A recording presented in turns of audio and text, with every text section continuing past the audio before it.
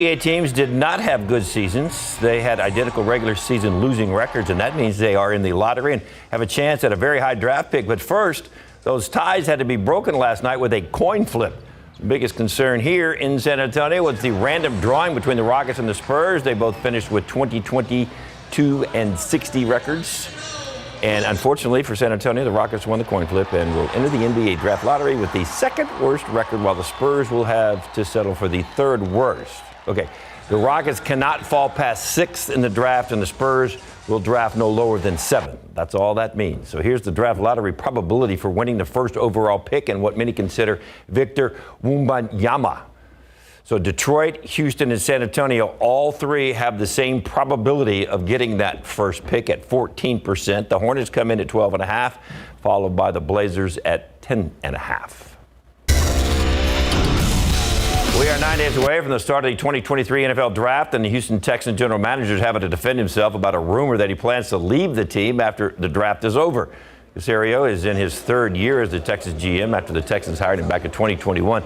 Nick held a press draft presser yesterday, and during his opening statement, he had this to say about the rumor. You know, before we take any questions, quite frankly, I'm almost embarrassed that I have to say anything. I mean, honestly, I feel like Leonardo DiCaprio in The Wolf of Wall Street, but I'm not leaving. There's never really been any substantive discussions of the sort. Grateful and appreciative of the opportunity that my family and I have here in Houston. You know, unfortunately, I think this time of year, there's a lot of information and a lot of topics that are discussed. Some are more accurate than others, and I think it transcends multiple landscapes. But I can't, I'm honestly, I'm almost embarrassed that I have to say anything, but I feel like I have an obligation to make that statement. He also said he's got no idea where the rumor started and that maybe the Houston media can do some digging to find out. Earlier this morning, San Antonio Brahmas head coach Hines Ward joined us live on GMSA at 9. The Brahmas are still in the XFL hunt for the playoffs. They have a big job on Saturday against D.C. in the Dome, though, and then they are hoping that the Arlington Renegades lose to D.C. on Sunday. If that happens, then the Brahmas are in. Coach Ward talked about preparing for D.C., the top team in the league this year. San Antonio is coming off a come-from-behind victory over the Guardians. Coach Ward talked about preparing for a weekend that will keep the season alive or end it all. Same approach. I mean, we only can control what we can control, and that's going out and getting a win with D.C., and then figuring out on Sunday and watch the Arlington-Houston game and hope for the best. You know, our players have fought all season long, so it was encouraging to see them getting better from from day one until to the end of the season. So as a coach, you're super excited about that, and you see the development, you see the improvement. Now, you know, we need a little luck on our side, and hopefully DC players can go out and enjoy the Fiesta a little bit and see if we can find a way to win this game. Kickoff Saturday in the Dome, set for 2 o'clock. You notice he had his Fiesta medal on, so that's another first for the XFL team Brahmas here in San Antonio. They got their first season and their first medal. So first Fiesta. Yeah. All right. We'll be right back. Meantime, YouTube rolling out new restrictions. We have some content that's going to be getting blocked, all in an effort to address eating disorders. And SA Live, get ready for some Fiesta fun later on this afternoon. Where's everybody? I don't know. They're getting ready for the fun. Apparently they're not there, or they're eating that vegan version of a popular Fiesta food. We'll check in with Mike and Jen coming up next half hour. They better get to work soon. They're late. I'm going to tell the boss. All right, new today at 5. It has happened again. Incredibly, the same woman who almost lost $200,000 in a vacant land scam found another lot to build her home. And yeah, you guessed it. It was also listed by an imposter. I can't believe this. Coming up at 5, we have her story. Marilyn Moritz explaining how you can be alerted to the actions taken on your land or home.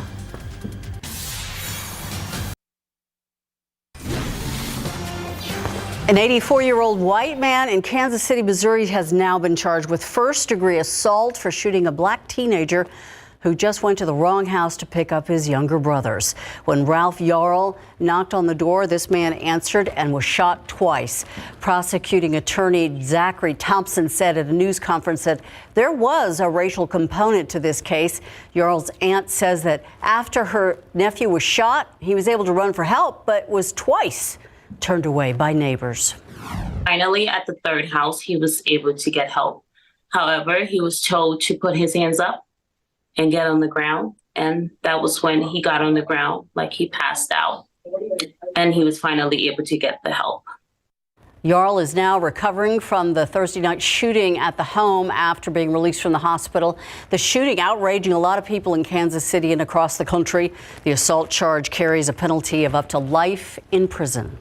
Now to the latest on the case of the American Wall Street Journal reporter seized by Russia on alleged spying charges. The U.S. and his newspaper say the claims are completely fabricated. Even Gershkovich appeared in court this morning. ABC's Patrick Revel tells us that he had a smile on his face, and it was the first time we have seen him since his arrest. This morning, the first clear sight of Wall Street Journal reporter Evan Gershkovich since his arrest nearly 3 weeks ago. The 31-year-old American in a Moscow court for an appeal hearing against his detention on alleged espionage charges that, if convicted, threatened to keep him in prison for 20 years. Placed in a glass cage, Gershkovich smiling at reporters. The judge denying a request for bail and ordering him back to prison on the charges the Biden administration, his newspaper and colleagues say are categorically false. Afterwards, the U.S. Ambassador Lynn Tracy speaking on the steps of the court. The charges against Evan are baseless, and we call on the Russian Federation to immediately release him. In an interview with the Wall Street Journal, Gershkovich's parents saying they received this letter from him dated April 5th, writing in Russian, he's not losing hope. It's what's one of the American qualities that we absorbed. Be optimistic, believe in happy ending. The other American considered wrongfully detained by the U.S., former Marine Paul Whelan, has now been in detention more than 4 years, also on espionage charges. Whelan's family this week criticising the Biden administration, saying they fear he could be overlooked again following the high-profile prisoner swap for WNBA star Brittany Griner late last year. The White House has now responded, saying that Paul Whelan's case is important to the president. But the question now really, can the US and Russia find a deal to free both men?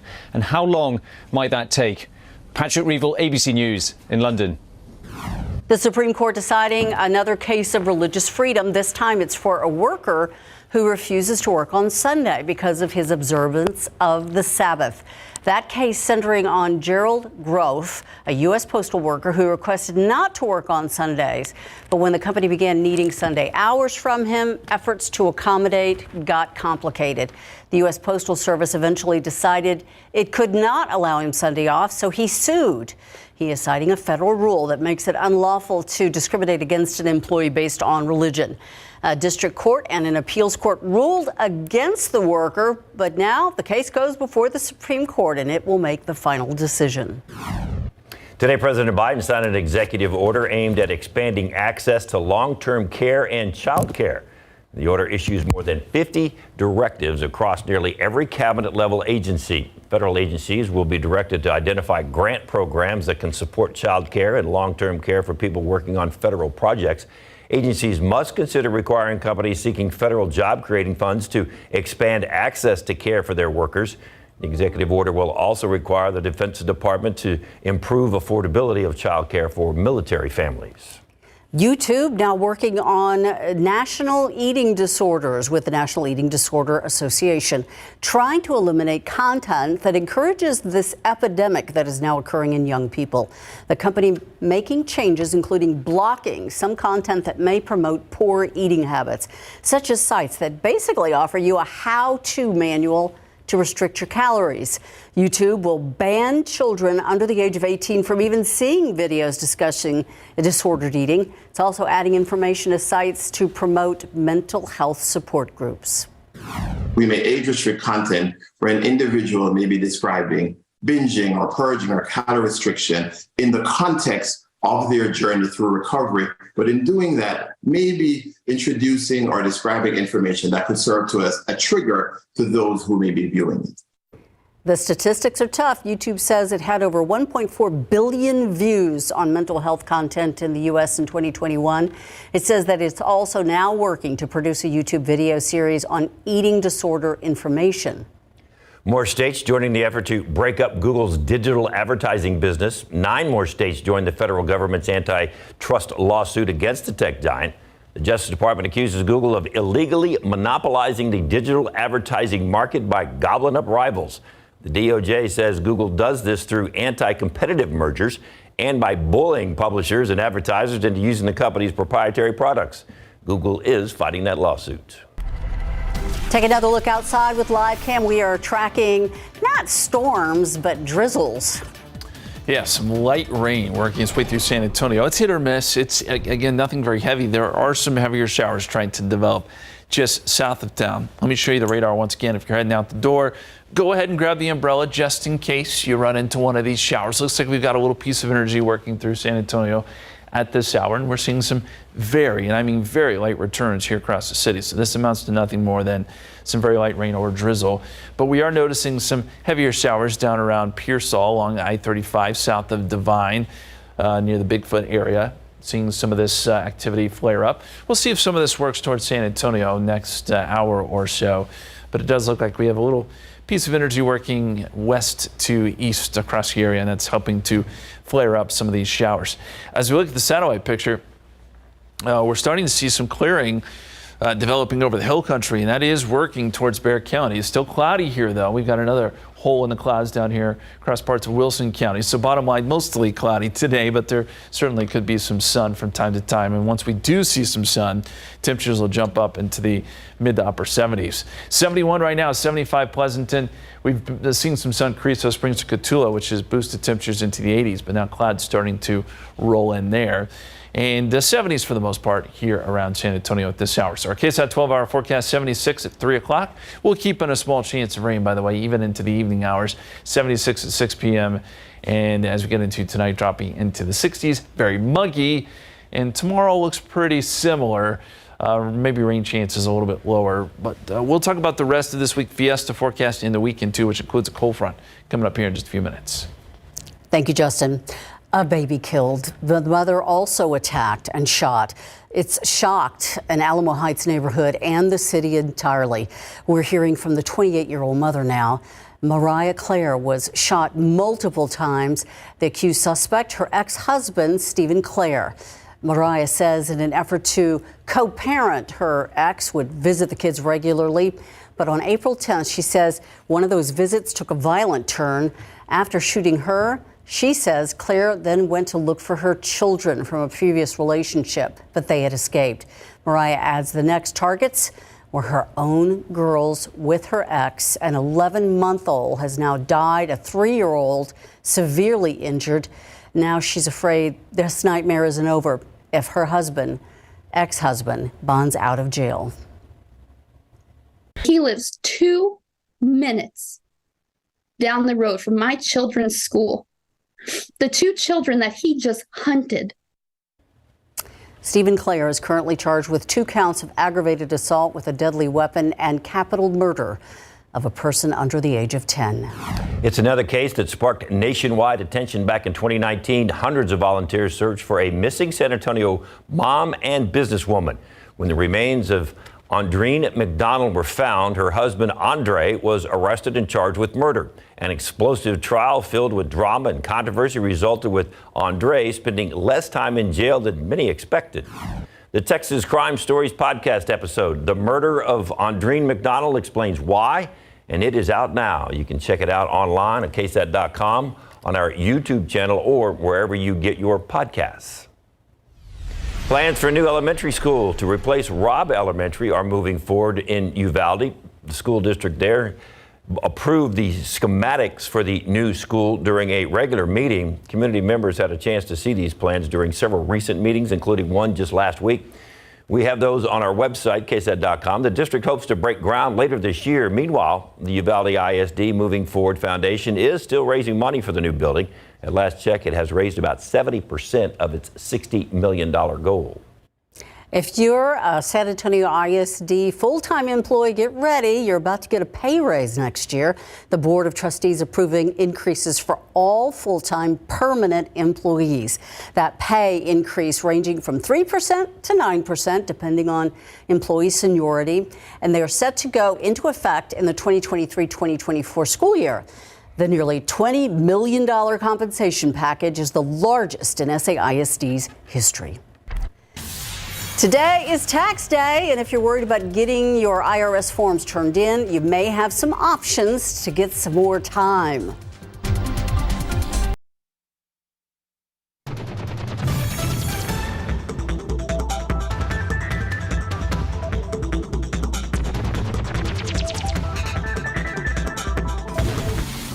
It is tax day, and good news for those of you who aren't going to make the deadline. You can file for an extension to get a few months to get those forms turned in. You can file that extension on irs.gov, and you don't need to provide a reason why. This will give you until October 16th to file your tax return. An extension gives you more time to file your returns, but it doesn't give you more time to pay the government if you owe them money. So if you owe tonight at midnight. And the question is, well, I didn't do my taxes, so I don't know if I owe or not.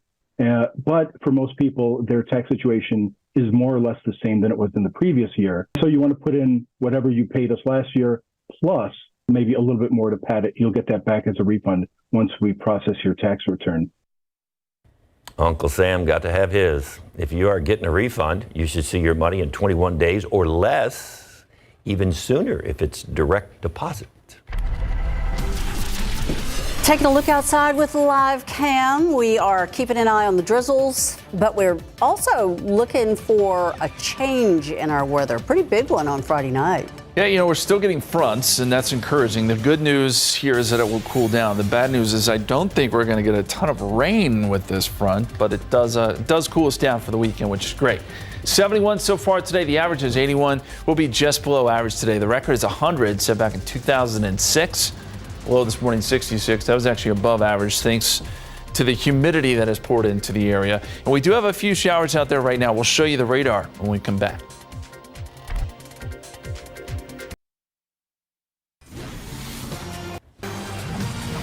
I kind of like the clouds and the chance of a little bit of rain. I want all of this Thursday. to get out of the way. Yeah, before Thursday, we'll be good. Let's have a nice Fiesta. Let's have a beautiful Fiesta Saturday. You guys are putting in a lot of requests here. So we do it every year. It's worked into your paycheck. Don't forget Monday. That's true. Monday's the River Parade. Yeah, River there's Parade. that too. We're working through all of this, and Okay. we're going to try to put together the most accurate Fiesta forecast we can. So we're going to be working hard on letting you know when everything kind of times out, and we'll be doing that in the coming days. You can check that out on our app and our website. But today, we're not quite into Fiesta yet. It is a little damp out there. We've got a lot of humidity, and we're noticing some showers that are working their way through San Antonio and South Texas in general. Now, the stuff we have going on here in San Antonio is really light. It's mostly just in the form of a little bit of light drizzle, but we are noticing some heavier showers down near Pearsall, and these are moving pretty quickly, so you're not going to get a lot of rain out of them, but you may get a quick downpour. And really right now, this is kind of out over open country east of Pearsall there, east of I-35, but it is working its way towards Charlotte, and you've got Highway 85 right there. And this may eventually work towards Pleasanton and Jourdanton here within the next, I'd say, 30 to 45 minutes, maybe a little bit quicker than that. And the showers, again, here around San Antonio, very, very light, but we have noticed a few droplets on some of our live cams, and it looks like we've got maybe a slightly heavier shower there just to the south and east of Lackland, and that's going to work its way up towards Highway 90 here briefly. So you may have to use the windshield wipers a little bit here for the next hour or so.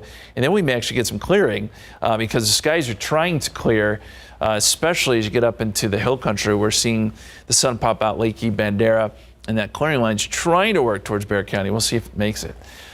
We've had some sun in spots here around South Texas today, which has allowed temperatures to jump up. And really, that's going to be the driving factor here as to what our temperatures look like. But I do think with at least a little bit of sun today, we'll get to the upper 70s.